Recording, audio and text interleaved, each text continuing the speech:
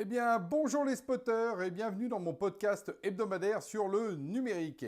Et aujourd'hui, ce qui s'est passé dans la souveraineté est vraiment massif. Et oui, c'est un moment très important du secteur parce que, vous savez, le Health Data Hub, voilà, ce système de données de santé, quitte le cloud Microsoft pour aller sur un cloud européen.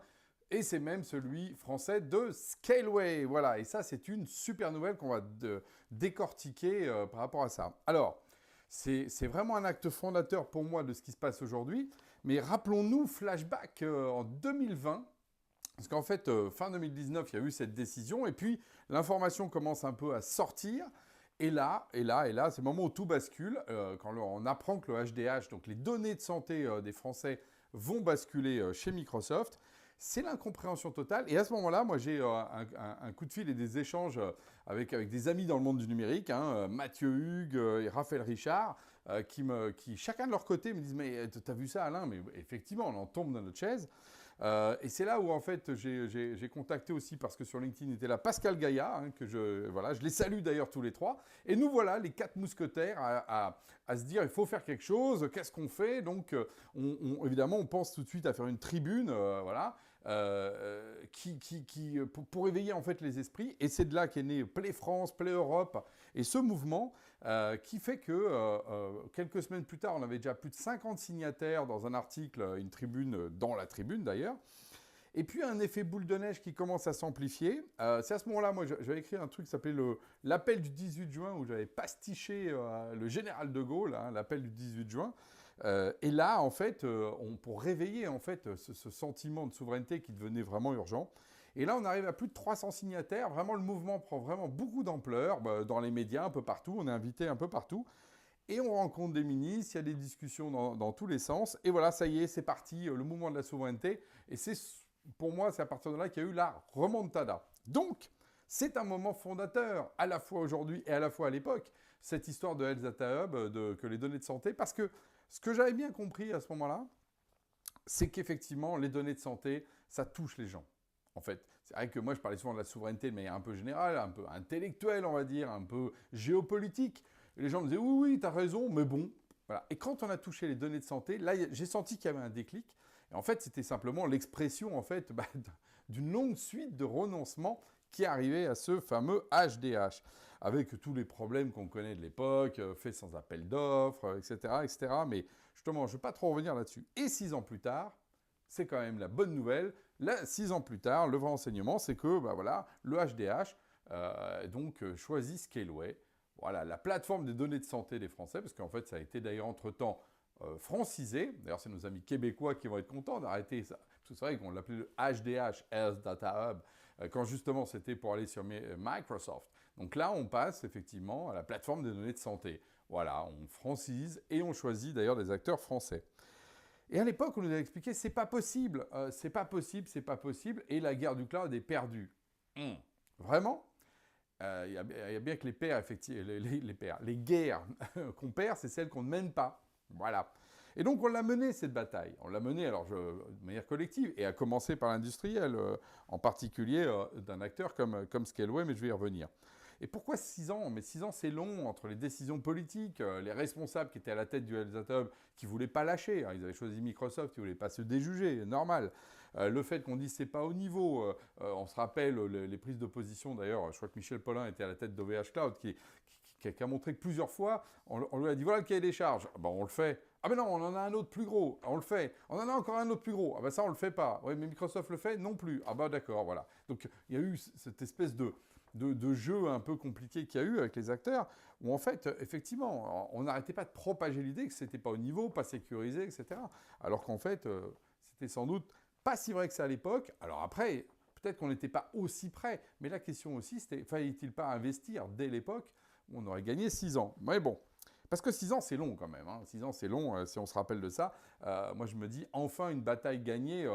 J'ai attendu, parce qu'il y ait vraiment cette annonce publique de cet appel d'offres pour, justement, venir faire le live aujourd'hui, même si là, ça fait plusieurs jours qu'on avait l'info. Alors, c'est vrai que pendant ce temps-là, les acteurs ont changé d'échelle. Les acteurs de la souveraineté de 2020 ne sont pas ceux de 2026. Scaleway, par exemple, c'est plus le même acteur. Il a accéléré, il a changé de braquet, il a changé même de dirigeant entre-temps.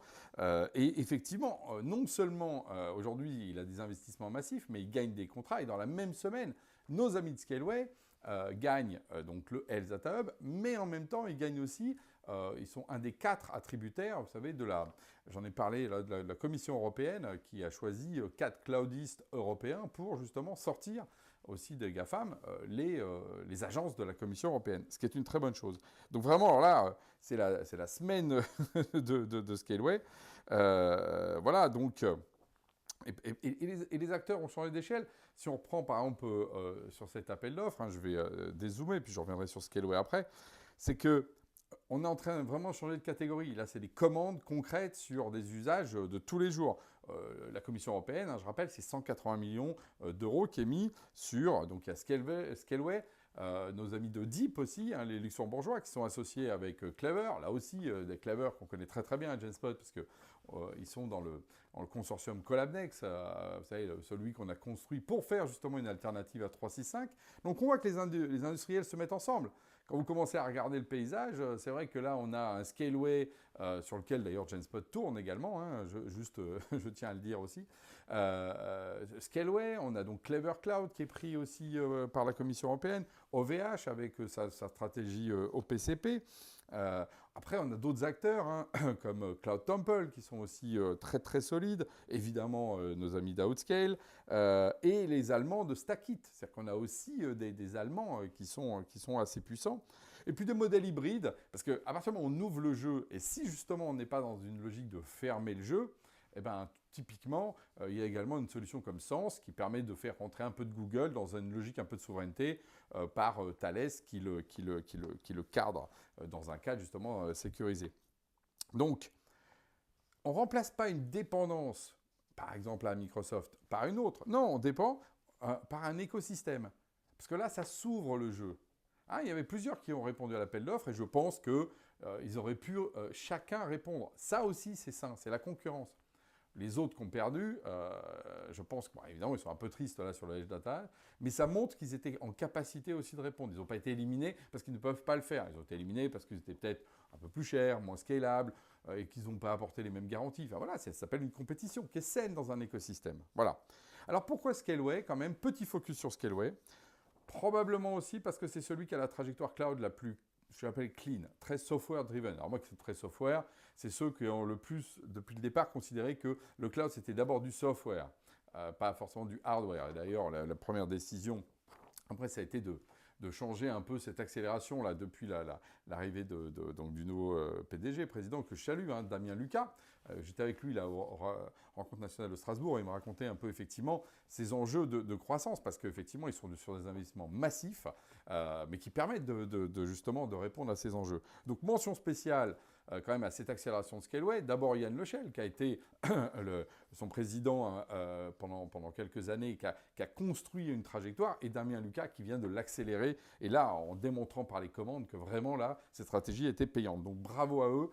Moi je dis bravo à Scaleway, c'est un bel exemple justement d'industriels français, européens qui réussit. Et sur lequel, autour, vous avez bien compris, qu'il y a effectivement tout un écosystème qui se construit au niveau, donc, eux sont plutôt IaaS et PaaS, un peu quand même, Scaleway. Et puis les acteurs du SaaS, donc des acteurs comme nous, qui font du logiciel qui tourne sur ces clouds. Donc voilà, pendant 6 ans, on a entendu, c'est pas possible. Maintenant, on sait que non seulement c'est possible, que c'est une question de volonté, de temps, d'investissement. Et voilà, donc là, c'est money time, comme on dit maintenant. Voilà, et on voit que ça marche. Donc ça, c'est vraiment super. C'est pour ça que c'est une super nouvelle et que moi, je dis que c'est effectivement un acte fondateur. Après cet appel du 18 juin de l'époque où il fallait reprendre notre souveraineté, la voilà maintenant qui est concrètement à l'œuvre. Et puis il y a plein d'autres exemples, mais je ne vais pas justement les égrener ici, qui montrent qu'on a changé de catégorie, que maintenant on est effectivement dans le déploiement. Alors on vient de fermer un débat, celui du Health Data Hub, je pense que celui-là est derrière nous. On va en ouvrir un autre, parce que maintenant qu'on sait faire, maintenant qu'on a des cloudistes, qu'on a des éditeurs de logiciels et des acteurs de l'écosystème comme ceux que je viens de citer, Pourquoi on ne fait pas partout? Pourquoi on n'accélère pas maintenant tout de suite ce déploiement, cette migration sur la filière? C'est effectivement ce qu'on a, on est effectivement en capacité de faire ça avec le CSF, le comité stratégique de filière. Donc POC à Michel Paulin quand même, qui a été un artisan aussi sur le Health Data Hub quand il était chez OVH Cloud, comme aujourd'hui au niveau du CSF, pour rappeler que oui, c'est possible de passer sur des clouds souverains. La preuve en est. Et je dis pourquoi maintenant on ne le fait pas partout et plus vite. Voilà. Sur ce, je vous dis à la semaine prochaine.